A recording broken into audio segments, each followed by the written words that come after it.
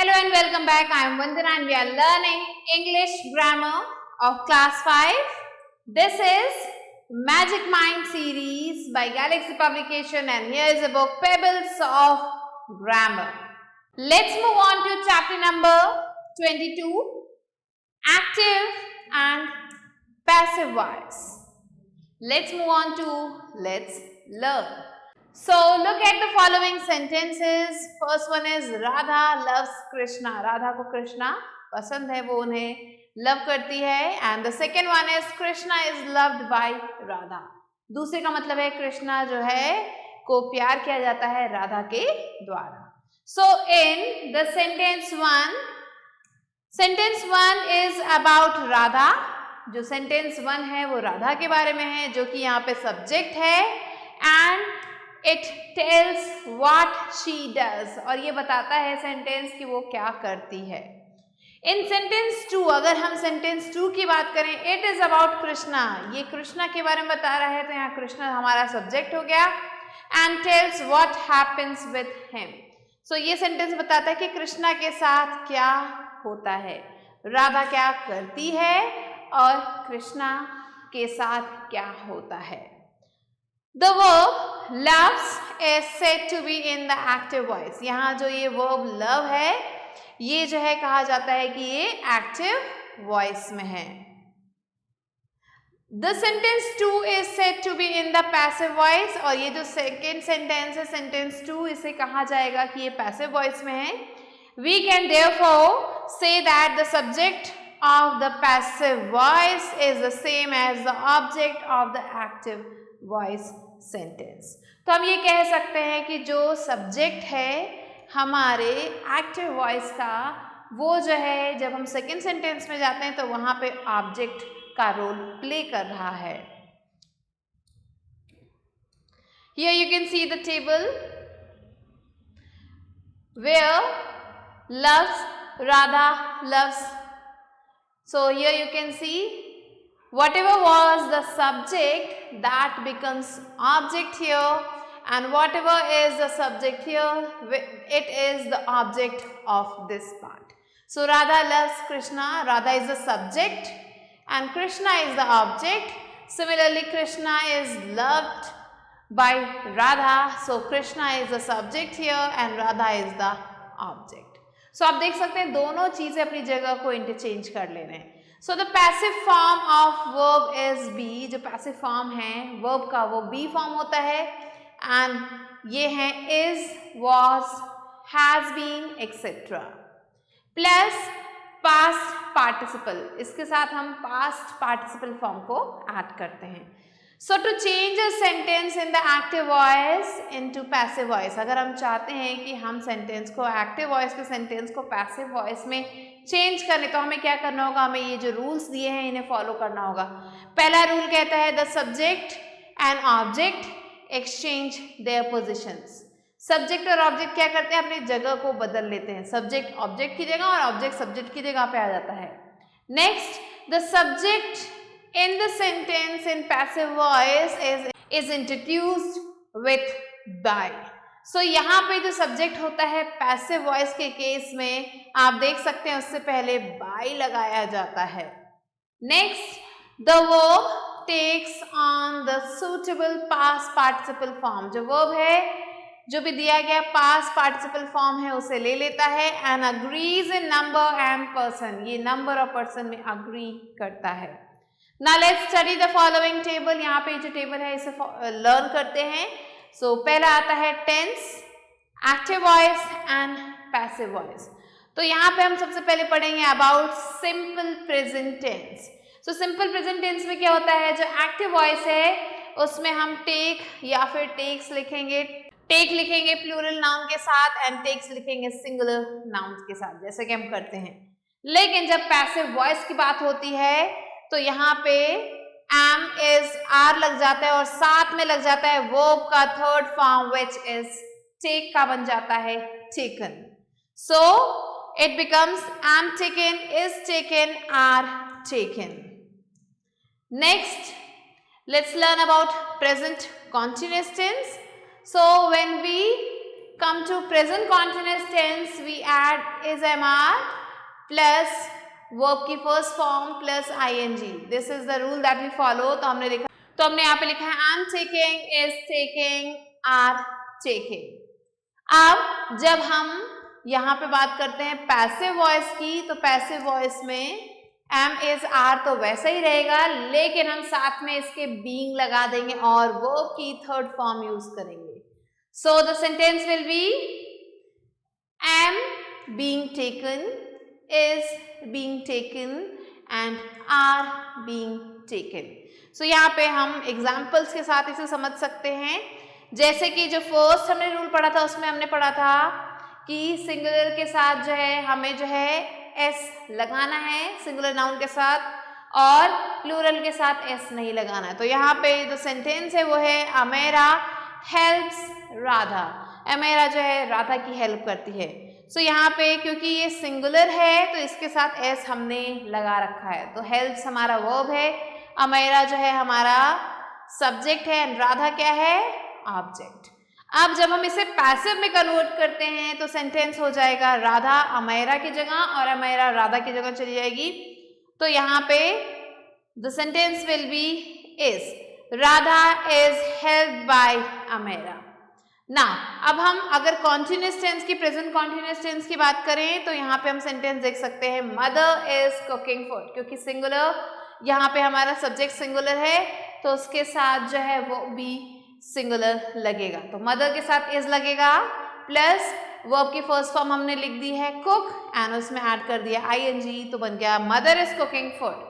अब जो है यहाँ पे मदर क्या है, हमारा सब्जेक्ट है, फूड जो है हमारा क्या बन गया, ऑब्जेक्ट. अब फूड जो है सब्जेक्ट की जगह पे आ जाएगा और जो सब्जेक्ट था वो ऑब्जेक्ट की जगह पे आ जाएगा. तो आंसर हो जाएगा पैसिव वॉइस में हम क्या लिखेंगे, जैसा कि हम यहाँ देख सकते हैं am being taken, is being taken, are being taken है. तो ऐसे ही यहाँ पे क्योंकि हमारा जो सब्जेक्ट है वो सिंगुलर है तो हम इज वाले को लेंगे and the answer will be is being cook. So हमने यहाँ पे इज बीइंग कुक लगा दिया, फूड को लिखा, फिर इज बीइंग कुक्ड को लिख दिया एंड बाय लगाना कंपल्सरी है किस में, पैसिव वॉइस में, एंड लास्ट में आ गया हमारा mother. So the sentence will B food is being cooked by mother. Now next आता है प्रेजेंट परफेक्ट टेंस. अब प्रेजेंट परफेक्ट टेंस में हम क्या करते हैं, हैज टेकन या फिर हैव टेकन लिखते हैं. सिंगुलर के साथ हैज लगेगा, प्लूरल के साथ हैव लगेगा. ऐसे ही पैसिव वॉइस में हैज बीन टेकन और हैव बीन टेकन आएगा.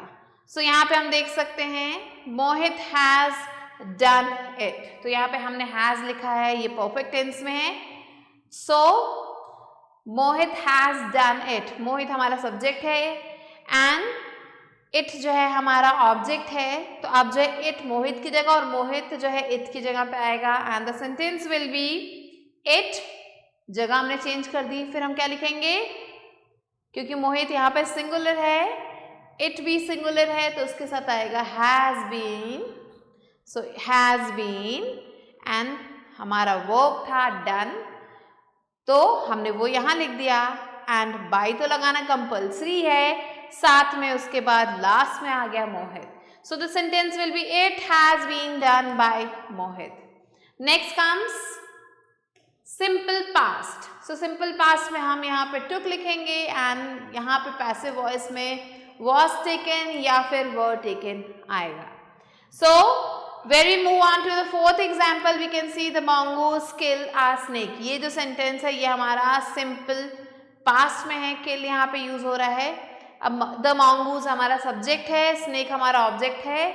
सो हमने लिख दिया अ स्नेक एंड यहाँ पे हम क्या लिखेंगे, स्नेक है तो was taken आएगा. सो was killed सेम आ गया. बाय लिखने कंपल्सरी है. द mongoose हमने यहाँ से यहाँ पे इंसर्ट कर दिया. Next comes past continuous. सो पास्ट कॉन्टिन्यूस में हम क्या करते हैं, was या फिर वर लगाते हैं वर्ब की फर्स्ट फॉर्म के साथ and then we put ing. So जब हम आते हैं पैसिव वॉइस में तो हम was के साथ being लगा देते हैं एंड वर्ब की थर्ड फॉर्म लगा देते हैं. Similarly were, being and then third form of verb. So अब इसमें क्या होता है, यहाँ पे हम एग्जाम्पल देख सकते हैं। And the example of past continuous tense is we were helping the wounded man. So we के साथ वर आएगा तो हमने वर लिखा है। Helping the wounded man means जो चोट लगे हुए आदमी की हमने हेल्प की। सो यहाँ पे अब जो मैन है वो वी की जगह आ जाएगा और वी जो है मैन की जगह आ जाएगा। जब वी अपनी जगह बदलता है तो वी बन जाता है अस। तो हम लिखेंगे the wounded man, here we have written. फिर हम यहाँ पे क्या लिखेंगे, क्योंकि यहाँ पे एक मैन की बात हो रही है तो हम ये लिखेंगे, हम लिखेंगे वॉज बीइंग। अब यहाँ पे हमारा वर्ब है हेल्पिंग, तो हेल्पिंग का बन जाएगा हेल्प्ड, तो हमने हेल्प लिख दिया। By is compulsory and then we का बन गया us. Similarly the next one is past perfect tense. So past perfect tense में हम हैड टेकन लगाते हैं एक्टिव वॉइस में, एंड पैसिव वॉइस में हम हैड बीन टेकन लिखते हैं। So let's move on to the example. तो हम यहाँ देख सकते हैं शी हैड पेंटेड इट, ये एग्जाम्पल है। She which is the subject, had painted is the past perfect form and it is the object. अब इट और शी एक दूसरे को एक्सचेंज कर लेंगे।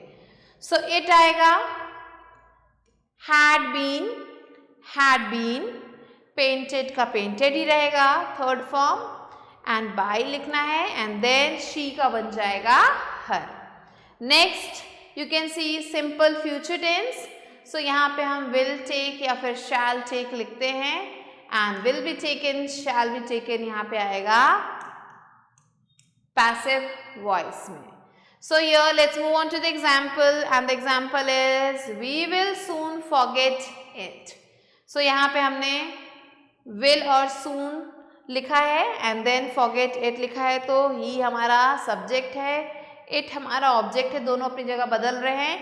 So it एंड यहाँ पे आएगा will be taken, so will be forgot का बन गया forgotten, will be forgotten, by is to be written and he बन गया him.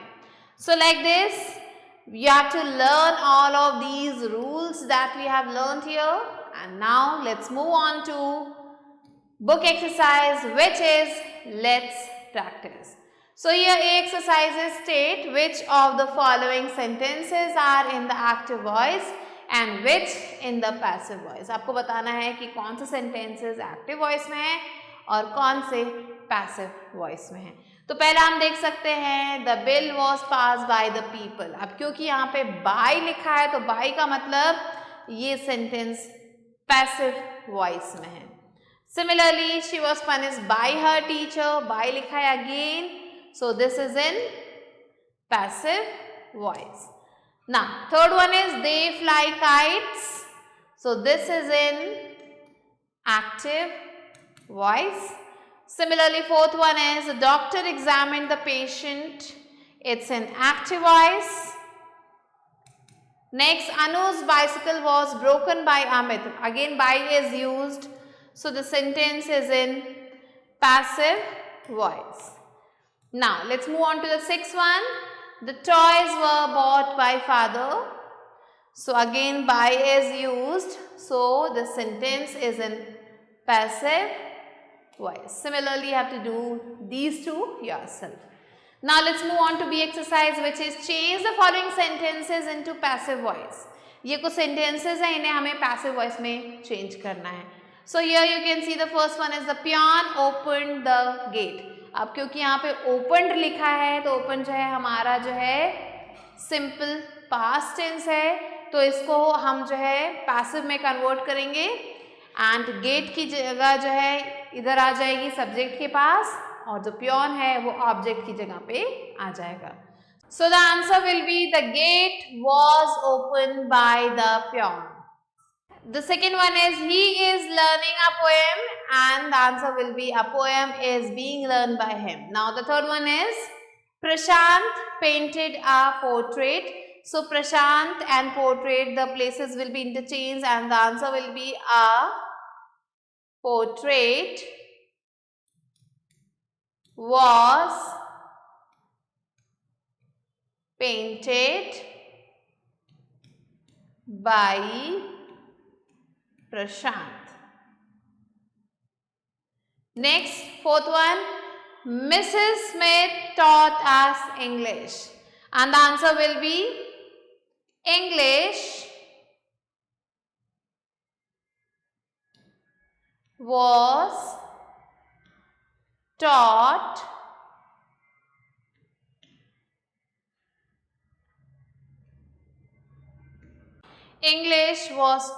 to us by Mrs. Smith. Next, fifth one, Ritu has written a letter.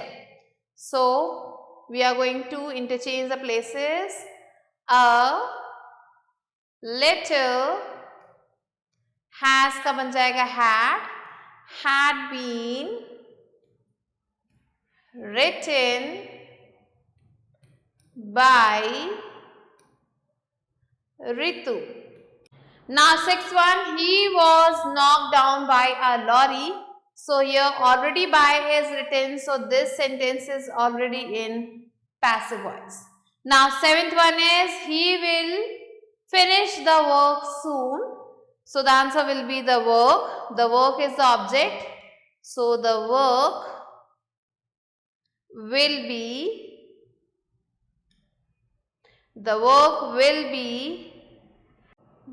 finished soon by him. So this is the answer. Like this you have to do the rest 3 questions that are left here.